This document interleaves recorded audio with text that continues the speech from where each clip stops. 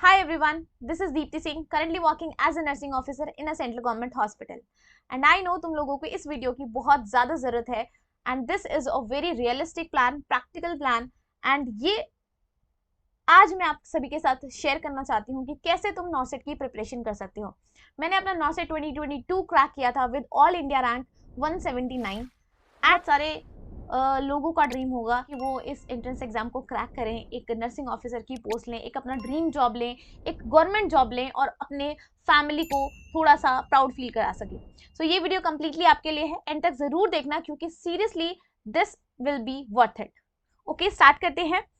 सबसे पहले आप जैसे सभी को पता है कि नॉर्सेट 9 की डेट अनाउंस हो चुकी है। जो आपका प्री एग्जाम है दैट विल बी ऑन 14 सितंबर 2025। मेंस की डेट अभी तक अनाउंस नहीं हुई है बट स्टिल आपके पास डेट तो आ गई है 14 सितंबर। इसका मतलब कंफर्म्ड है न्यूज कि आपका नॉर्सेट 9 तो होगा ही होगा। बहुत सारे ऐसे स्टूडेंट्स होंगे, बहुत सारे ऐसे लोग होंगे जिन्होंने नॉर्सेट 8 दिया था, उनमें उनका सिलेक्शन नहीं हुआ था। आपके पास तो एक बहुत ज्यादा अच्छी अपॉर्चुनिटी है क्योंकि नॉर्सेट 9 की डेट अब अनाउंस हो चुकी है। How to start? तो मैं हमेशा की तरह आपके प्रिपरेशन के लिए दो चीजें बोलना चाहूंगी, कैटेगराइज करना चाहूंगी इन दो टाइप्स के लोगों के अंदर। एक जो उन्होंने पहले क्वालिफाई कर रखा है, क्वालिफाई कर रखा है इसका मतलब ये था क्वालिफाई तो कर लिया था बट उनकी रैंक नहीं आई जिसकी वजह से उनका सिलेक्शन नहीं हुआ।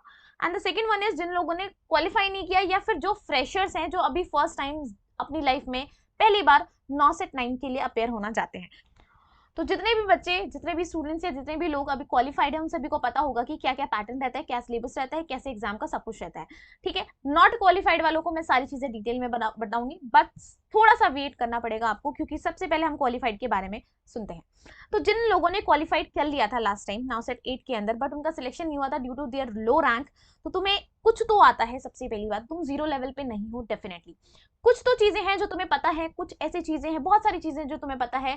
ऑलमोस्ट तुम्हें हाफ ऑफ द सिलेबस पता है। ठीक है, आता है तुम्हें, मतलब याद है तुम्हें।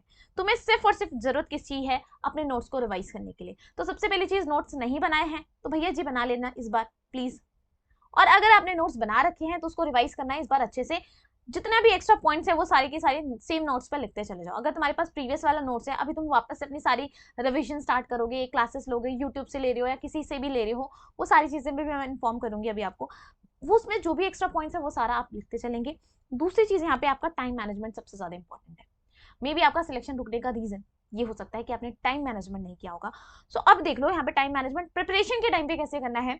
सबसे मोस्ट इंपॉर्टेंट पार्ट है क्योंकि we have two types of subject, एक होता है इजी और एक होता है टफ। इजी सब्जेक्ट हर कोई कर लेता है। जो बच्चा टफ सब्जेक्ट, जो स्टूडेंट, जो एस्पिरेंट टफ सब्जेक्ट पे फोकस करता है ना, उन्हीं का सिलेक्शन होता है। सबसे ज्यादा टेंशन आपको देनी टफ सब्जेक्ट पे। अब देखो, मेरे लिए तो इजी और टफ जो था वो इंटरमिक्स ही था, सब कुछ हाफ हाफ था। Like for me it was fundamental of nursing बहुत इजी, कम्युनिटी बहुत इजी, रिसर्च बहुत इजी। अब तुम लोग कम्युनिटी के मोस्टली जो क्वेश्चंस आते हैं मैंने सारे याद कर रखे थे, ए टू जेड, सारे ईयर वाइज, सारे प्लान, सबके के अंदर क्या क्या की पॉइंट्स हैं, वो सारी चीजें याद थी। ठीक है, टफ वॉज साइकेट्रिक भी मुझे टफ नहीं लगती थी on a serious note. Paediatrics definitely मुझे टफ लगती थी बट मैं ये बोल रही हूँ it may vary person to person. तो तुम्हारे हिसाब से तुम्हारे जो भी टफ सब्जेक्ट है उसकी एक अलग लिस्ट बना लो, जो एक इजी सब्जेक्ट है उसकी अलग लिस्ट बना लो।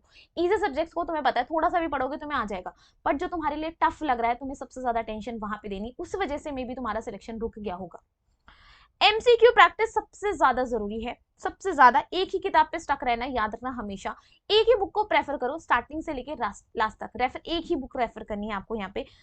क्वालिटी क्वेश्चंस करनी है। बहुत सारे बच्चे ना बोलते हैं क्वांटिटी क्वेश्चन। मैंने ना 3000 क्वेश्चंस प्रैक्टिस कर ली बट 3000 में से 2000 क्वेश्चन तो रद्दड़ थे तुम्हारे, तुमने क्या कर लिया फिर उससे? तुम्हें 3000 क्वेश्चंस नहीं, मैं कहती हूँ तुम 1000 क्वेश्चंस भी करो but they will be quality wise. Quantity से क्वांटिटी मैटर ही नहीं करती है।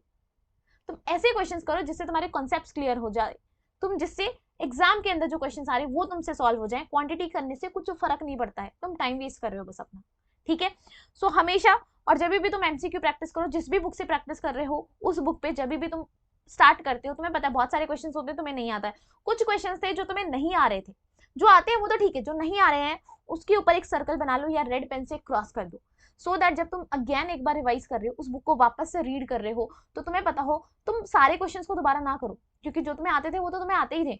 जो तुम्हें नहीं आते थे तुम्हें उस पर फोकस करना है, जो तुम्हारे रेड मार्क वाले क्वेश्चन है, क्रॉस वाले क्वेश्चन है, तुम सिर्फ उनको रिवाइज करोगे एंड में। एंड फाइनली बोलना चाहूंगी एक test series. This is very important. इस टाइम पे, मेरे टाइम पे मैंने कोई टेस्ट सीरीज नहीं ली, कोई कोचिंग नहीं लिया, that time was different. But इस टाइम पे अगर तुम टेस्ट सीरीज ले लेते हो तो that will be more more more beneficial for you, क्योंकि टेस्ट सीरीज ना तुम्हारा सिलेक्शन करवाती इंश्योर है, क्योंकि यहाँ से तुम्हारी प्रैक्टिस इतनी बढ़िया लेवल की हो जाती है। सो मैं तुम्हें रिकमेंड करूंगी टेस्ट सीरीज लेना ही लेना है आपको। आप कोर्स ज्वाइन नहीं करते, आप सेल्फ स्टडी कर रहे हो, वेल एंड गुड है, but test series is mandatory. Now the next point is control your negative marking. तुम्हें पता है -0.33 बोले तो -1/3 की नेगेटिव मार्किंग होती है, and that will is very very crucial for this entrance exam. तो तुम्हें यहाँ पे टाइम बॉम्ब प्रैक्टिस करनी है, बोले तो टाइमर लगा के प्रैक्टिस करनी है क्वेश्चंस की। इसके अलावा do join the test series, मैंने बोला it will surely help definitely. Read every question twice, ये तो तुम्हें क्वेश्चन के टाइम पे बता रही हूँ मैं। If not sure never mark the answer, no तुक्केबाजी। तो ये सब आपको क्वेश्चन पेपर के लिए है। अभी के लिए तो बस इतना ही है कि टेस्ट सीरीज ज्वाइन कर लेना फॉर योर बेटर प्रिपरेशन। अब बात करते हैं उन बच्चों की जो बच्चे फ्रेशर्स हैं, ऐसे लोग जो फ्रेशर्स है, जस्ट अभी 4th ईयर पास आउट करके निकले हैं, या जिन्होंने अभी जीएनएम के बाद 2 साल का एक्सपीरियंस लिया है बट अभी तक उन्होंने फर्स्ट टाइम वो नॉर्सेट का एग्जाम देने वाले हैं। जो लोग क्वालिफाइड नहीं है उनके लिए मैं बताती हूँ। सबसे पहले आपको एक पूरा प्रॉपर रोड मैप बनाना है। जैसे कि तुम्हें पता है हमारा 14 सितंबर को एग्जाम है, ठीक है, तो तुम्हें पूरा एक 14 सितंबर तक पूरा एक मैप बनाना है अच्छे से, जिसके अंदर कम से कम तुम्हारा लास्ट का 20 से 25 दिन तो रिविजन के लिए रहना चाहिए, बिल्कुल कंजर्व। बाकी सारे टाइम पे तुम्हें अपना सिलेबस कंप्लीट करना है। सो लास्ट का 25 दिन तुम्हारा रिविजन होना चाहिए, फुल ऑन रिविजन के लिए रखना है तुम्हें, ठीक है। सबसे पहली बात, बेसिक्स को स्ट्रॉन्ग करना है। अगर तुम्हारी बेसिक स्ट्रॉन्ग है तो तुम सेल्फ स्टडी के लिए जा सकते हो, ठीक है। मैंने अपना जो नॉर्सेट प्रिपरेशन था 1 महीने के अंदर ही कंप्लीट किया है, और वो भी खुद की सेल्फ स्टडी से। मैंने कोई XYZ, कोई कोचिंग, कोई टेस्ट सीरीज कुछ नहीं ली थी, पर मैंने बोला दैट टाइम वाज डिफरेंट, ये भी मैं एक्सेप्ट करती हूँ। बट अभी के लिए तुम्हें, अगर तुम्हारे सारे कंसेप्ट क्लियर हैं, तुमने एक बहुत अच्छे, लाइक मैंने एम्स दिल्ली से अपना BSc नर्सिंग कंप्लीट किया है, तो अगर तुमने अच्छे से इंस्टीट्यूट से कर रखा है तो तुम सेल्फ स्टडी से भी कर सकते हो। अगर आपके कंसेप्ट क्लियर नहीं है देन डेफिनेटली, अगर आप अफोर्ड कर सकते हो तो आपको कोचिंग ज्वाइन करना चाहिए, ठीक है। बात कर लेते हैं पैटर्न की। तो तुम लोगों को पैटर्न नहीं पता है तो लेट मी इंट्रोड्यूस पैटर्न क्या रहने वाला है। यहाँ पे 2 फेजेस में आपके एग्जाम होते हैं, प्री एंड मेंस। पहले आपको प्री क्वालिफाई करना होता है। अगर आप प्री क्वालिफाई करते हैं तभी आप मेंस का एग्जाम दे सकते हैं। अगर आप प्री क्वालिफाई नहीं करोगे तो मेंस का एग्जाम नहीं दे सकते।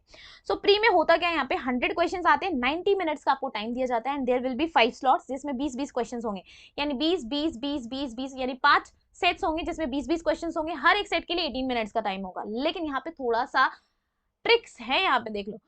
एक स्लॉट के लिए 18 मिनट है, जैसे ही 18वां मिनट होगा वो स्लॉट बंद हो जाएगा, तुम उस स्लॉट पे वापस नहीं जाते, सेकंड स्लॉट ओपन हो जाएगा। जैसे नेक्स्ट 18 मिनट्स खत्म होंगे ये वाला स्लॉट भी बंद हो जाएगा, थर्ड स्लॉट खुलेगा, फिर ऐसे फोर्थ, फिर ऐसे फिफ्थ। एक स्लॉट खत्म होने के बाद, एक टाइम अप होने के बाद तुम वापस उस स्लॉट के क्वेश्चंस को अटेम्प्ट नहीं कर सकते, वो क्लोज हो जाएगा परमानेंटली। एंड 4 स्लॉट से स्टार्टिंग के नर्सिंग वाले होंगे और एक लास्ट का स्लॉट होगा जो कि नॉन नर्सिंग पार्ट है, यानी 20 क्वेश्चन तुम्हारे नॉन नर्सिंग पार्ट से आएंगे। उसके अंदर तुम्हारी जीके हो सकती है, तुम्हारी रीजनिंग हो सकती है, करंट अफेयर्स, इंग्लिश के क्वेश्चंस, कंप्यूटर के questions, anything non nursing part में।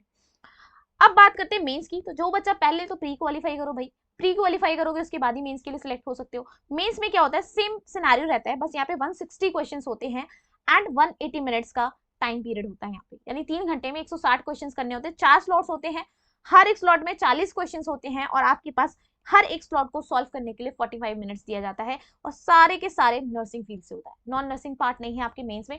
मेंस में पूरा का पूरा नर्सिंग सब्जेक्ट से पूछा जाएगा, आपके जितने भी सब्जेक्ट है पूरे एंटायर 4 ईयर्स के अंदर, ठीक है। अब जितने भी बच्चे हैं सारे को अपना अपना टाइम टेबल खुद से बनाना है। मिनिमम 8 to 10 आवर्स आपको देना ही पड़ेगा, क्योंकि इस टाइम पे इतना कंपटीशन बढ़ गया है, तुम सोच भी नहीं सकते इतना कंपटीशन ज्यादा है। सो बेटर है अपना कम से कम 8 से 10 घंटे तुम डेली का दोगे पढ़ने के लिए।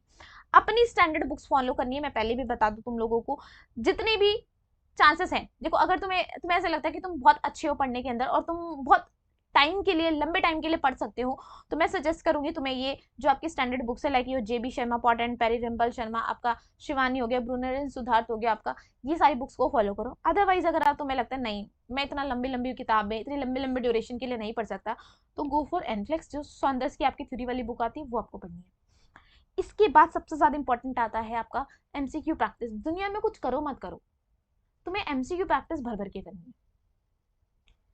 कंसेप्ट क्लियर करना पहले जरूरी है। आप कोचिंग से करते हैं वेल एंड गुड है, आप सेल्फ स्टडी कर रहे हैं, आप कोई यूट्यूब की पर्टिकुलर वीडियोस को फॉलो कर रहे हो वो भी बढ़िया चीज है, लेकिन MCQ सॉल्व करना मत भूलना। आप चाहे तो तुम बुक से करो, चाहे तो तुम टेस्ट सीरीज से करो, इट डिपेंड्स अपॉन यू। तुम अफोर्ड कर सकते हो डेफिनेटली टेस्ट सीरीज से करो, अदरवाइज बुक तो अफोर्ड करना ही पड़ेगा, तुम्हें बिना किताबों के कभी सिलेक्शन नहीं हो सकता। तो एमसीक्यू प्रैक्टिस डेफिनेटली करनी है। कोई भी एक बुक आप एमसीक्यू के लिए उठा सकते हैं, PR Yadav, turning point, target high, Mosby, Lippincott, लेकिन याद रखना एक बुक को ही एंड तक फॉलो करना है, स्टार्टिंग से लेके एंड तक।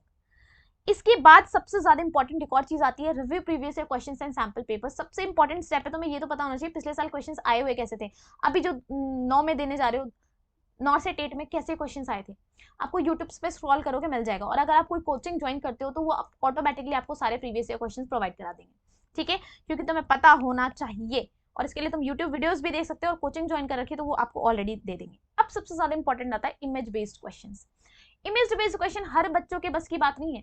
जिन्होंने क्लिनिकल एक्सपीरियंसेस ज्यादा देखा हुआ है, जिन्होंने वार्ड में ज्यादा काम किया हुआ है, उनके लिए बहुत ईजी हो जाता है सारे। लेकिन आजकल के आपके कोचिंग सेंटर्स में, यूट्यूब वीडियोस में तुम देखो, मोस्टली आपको इमेज बेस्ड क्वेश्चन सॉल्व करा दिए जाते हैं।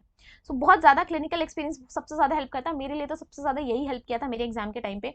सबसे पहले आपको एक अपनी गैलरी में एक सेपरेट फोल्डर बनाना है इमेज बेस्ड क्वेश्चंस के लिए, ठीक है।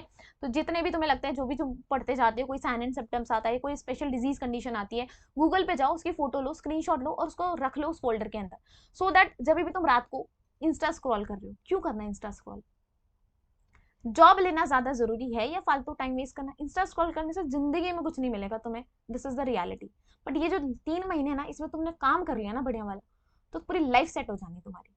सो बेटर है इंस्टा स्क्रॉल मत करो, ये इमेज बेस्ड क्वेश्चंस को स्क्रॉल करो, इनको अपने दिमाग में फिट कर लो, क्योंकि यहाँ से आपके क्वेश्चंस आएंगे ही आएंगे। इसके अलावा जो आपके अपेंडिसेस है टारगेट हाई के, उसके अंदर सारे image based question, OT instruments सब कुछ दे रखा है, तो तुम वहां से भी रिवाइज कर सकते हो। And rest of the things will be same as group 1। So all I want to say all the very best. See, ये एक ऐसी चीज है ना जो तुम्हें तुम्हारी सोसाइटी के अंदर रिस्पेक्ट दिलाती है। एक जॉब होना एक इंसान का बहुत ज्यादा, उसको बहुत हाई रिस्पेक्ट दिलाता है किसी भी सोसाइटी के अंदर। जॉबलेस को कोई नहीं पूछता। सो एक नर्सिंग ऑफिसर बनना हर जगह से ही बहुत ज्यादा बेनिफिशियल है। तुम्हारी सोसाइटी में तुम्हारी रिस्पेक्ट बढ़ेगी। तुम जिस हॉस्पिटल में काम करते हो, नर्सिंग ऑफिसर की बहुत ज्यादा रिस्पेक्ट होती है, ठीक है।